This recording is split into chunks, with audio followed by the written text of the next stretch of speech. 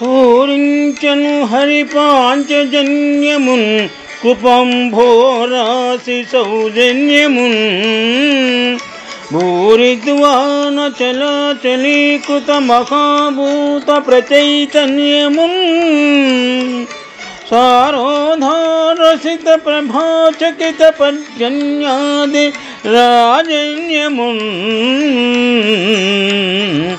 దూరీభూత విపన్న దైన్యమును నిర్ధూత ద్విష సైన్యమున్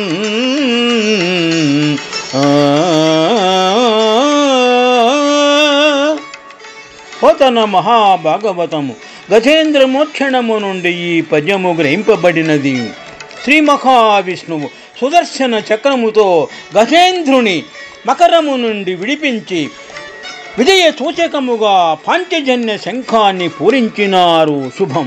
పూరించన్ హరి పాంచజన్యమున్ కృపంభోరాసి సౌజన్యమున్ భూరిద్వాన చలాచలీకృత మహాభూత ప్రచైతన్యమున్ సారోధారసిత ప్రభాచకిత పర్జన్యాది రాజన్యమున్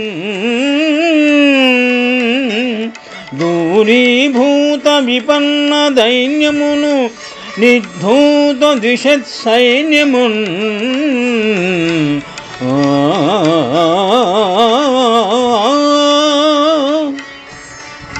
పోతన మహాభాగవతం గజేంద్ర మోక్షణము నుండి ఈ పద్యము గ్రహింపబడినది.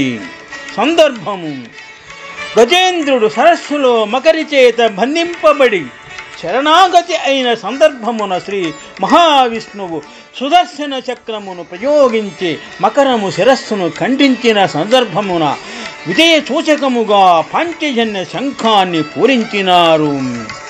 పూరించన్ హరి పాంచజన్యము కృపంభోరాసి సౌజన్యమున్ భూరిద్వాన చలాచలీకృత మహాభూత ప్రచైతన్యమున్ సారోధారసిత ప్రభాచకిత పర్జన్యాది రాజన్యమున్ ధూరీభూత విపన్న దైన్యమును నిర్ధూత ద్విషత్ సైన్యమును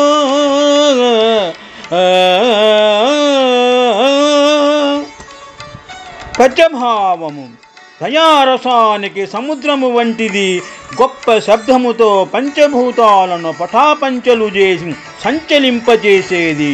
అపార శక్తితో కూడిన శుభ్రమైన కాంతితో ఇంద్రాది ప్రభువులకు సైతం వెరపు పుట్టించేది.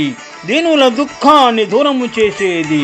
భగవాని యొక్క సైన్యాలను పారదోలేది అయిన పాంచజన్య శంఖాన్ని విజయ సూచకంగా శ్రీ మహావిష్ణువు పూరించినారు. శుభం.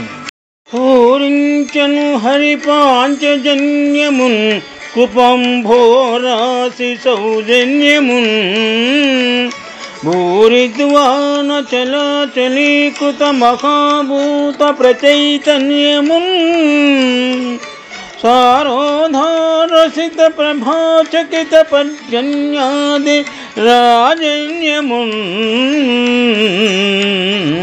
దూరీభూత విపన్న దైన్యమును నిర్ధూత ద్విషత్ సైన్యమున్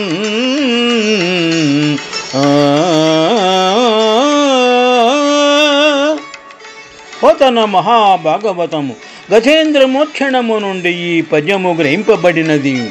శ్రీ మహావిష్ణువు సుదర్శన చక్రముతో గజేంద్రుని మకరము నుండి విడిపించి విజయ సూచకముగా పాంచజన్య శంఖాన్ని పూరించినారు. శుభం.